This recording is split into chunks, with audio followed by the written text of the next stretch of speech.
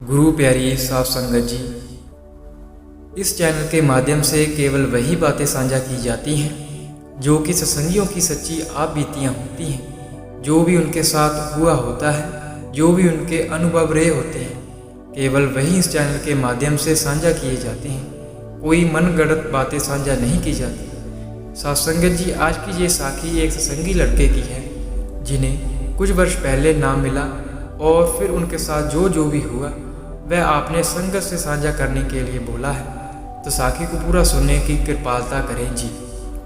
साथ संगत जी, आप जी ने कहा है कि मुझे कुछ वर्ष पहले नाम की बख्शिश हुई थी और मुझे पहली बार में ही नाम मिल गया और मेरी शुरू से ही रूहानियत की तरफ लगन थी, क्योंकि मैं बचपन से ही रूहानियत से जुड़ा हुआ था और मेरे माता पिता को भी नाम की बख्शिश हुई थी।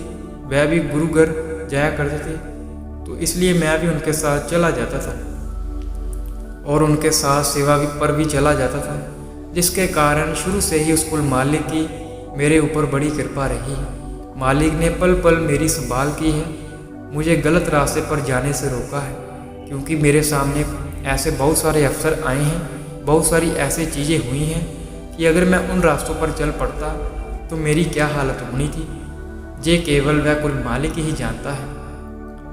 लेकिन मालिक ने शुरू से ही मुझे अपने से जोड़ रखा है, अपनी शरण बख्शी हुई है। और आप कहते हैं कि भजन सिमरन करना, गुरु घर की सेवा करना हमारे बस की बात नहीं है। ये तो अगर वह कुल मालिक चाहे तभी हमसे करवा सकता है, नहीं तो हम नहीं कर सकते।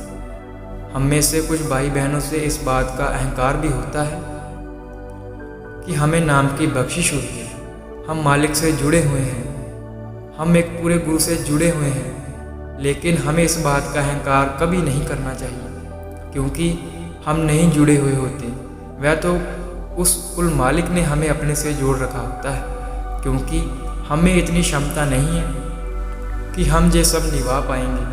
वह तो उसने हमें अपने आप से जोड़ रखा है, अपनी वायु हमें पकड़ा रखी है। नहीं तो हमारी इस संसार में क्या हालत होनी थी उसके बारे में कुछ कहा नहीं जा सकता। और आप जी कहते हैं कि मेरे माता पिता को तो नाम की बख्शिश हुई थी, लेकिन मेरे जो दादा और दादी थे उन्हें नाम नहीं मिला हुआ था। और हमारे घर में एक जगह थी जिसकी मेरे दादा दादी पूजा किया करते थे, और मेरी दादी रोजाना सुबह और शाम वहाँ पर बैठती थी, अगरबत्ती करती थी। तो जब मैं छोटा था तो मैं भी उनके साथ बैठ जाया करता था और उनके साथ ही अगरबत्ती करने लग जाया करता था, क्योंकि मुझे वह सब अच्छा लगता था। और उस समय मैं छोटा था तो मुझे इतनी समझ नहीं थी, तो मैं अक्सर उनके साथ बैठ जाया करता था। तो उसके बाद जैसे जैसे समय बीतता गया, मुझे याद है कि जब मैं 19 साल का था तब मेरी दादी की मृत्यु हो गई थी, और तब मैं बहुत रोया था, क्योंकि मेरा दादी से बहुत प्यार था, उनके साथ बहुत लगाव था।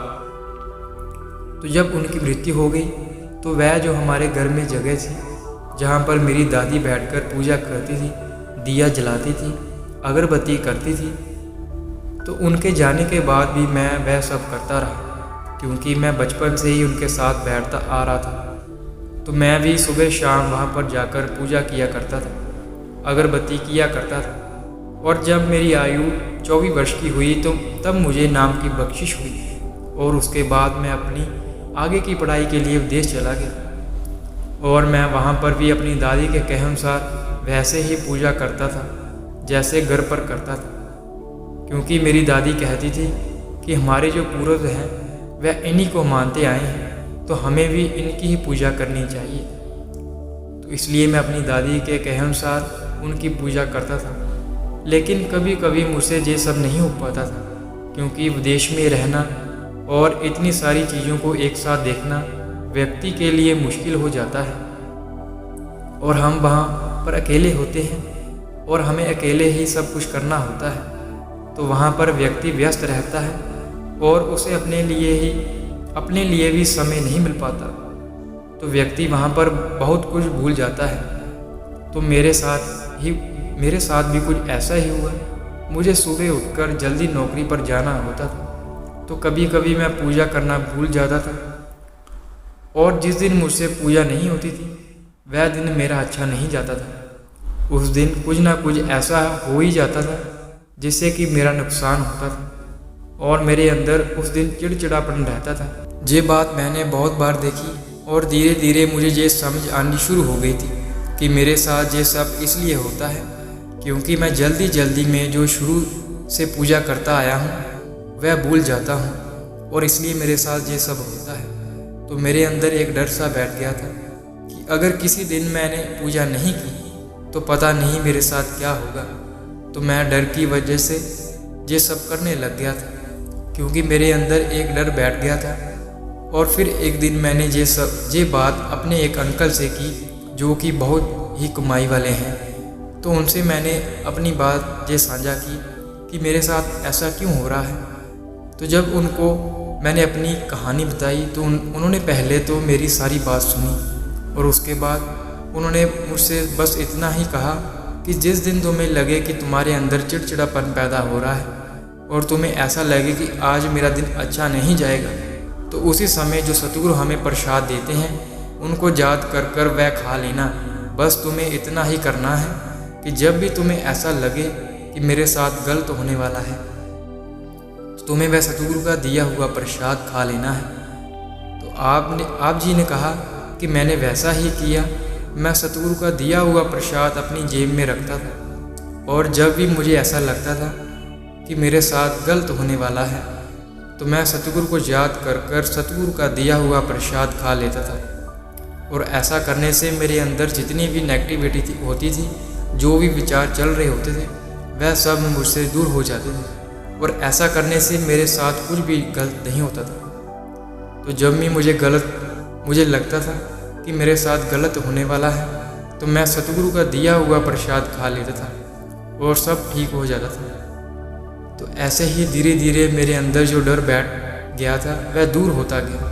और फिर एक दिन ऐसा ही हुआ कि जल्दी जल्दी में मैं अपनी पूजा करना भूल गया और उस दिन भी मुझे ऐसा लग रहा था कि मेरे साथ आज कुछ गलत होगा। और जब मेरे साथ ऐसा होने लगा तो मैंने अपनी जेब से प्रसाद निकाला और सतगुरु को याद करते हुए उसे मुंह में रख लिया। तो धीरे धीरे वह जो नेगेटिविटी थी वह दूर होती गई और मेरे साथ ऐसा कुछ भी नहीं हुआ। तो मैंने दोबारा से अपने अंकल से बात की कि आपने जैसा बोला था मैंने वैसा ही किया और अब मेरे साथ ऐसा कुछ भी नहीं होता, मैं बिल्कुल ठीक हूँ। और मैंने अपने अंकल से पूछा कि ऐसा मेरे साथ क्यों होता है। तो जो उन्होंने बात कही वह बहुत गहरी थी। उन्होंने कहा कि हमें इस बात का शुक्र करना चाहिए कि हमें पूरे गुरु की शरण मिली हुई है और ये केवल तुम्हारे साथ ही नहीं होता, ऐसा बहुत लोगों के साथ होता है कि जब वह पूजा करना भूल जाते हैं जिनको वह मानते हैं, जब वह उनकी पूजा करना भूल जाते हैं तब उनके साथ ऐसा होता है क्योंकि वह ताकत हमें ये एहसास दिलाती है कि आज हमने उनकी पूजा नहीं की, तो इसलिए हमारे साथ ऐसा होता है। लेकिन अगर हम दूसरी तरफ देखें तो हमारे सतगुरु कितने दयालु हैं, कितने दयावान हैं कि हम भजन सिमरन करें या ना करें फिर भी वह हमें कुछ नहीं कहते, बल्कि अगर हम भजन सिमरन नहीं भी करते तब भी हमारी संभाल करते हैं और हमारे अंग संग रहते हैं। तो हमें और क्या चाहिए और किस चीज़ की कमी हमें रह गई है। तो साथ संगत जी, आप जी ने अंत में यही कहा कि पूरे गुरु जैसा कोई भी नहीं है। जिनको एक पूरा गुरु मिल गया है उन्हें तो पल पल उस कुल मालिक का शुक्र करना चाहिए। हे मालिक, तूने ही हमें ऐसे गुरु से मिला दिया जो हमारी बाजू तेरे हाथ में दे सके।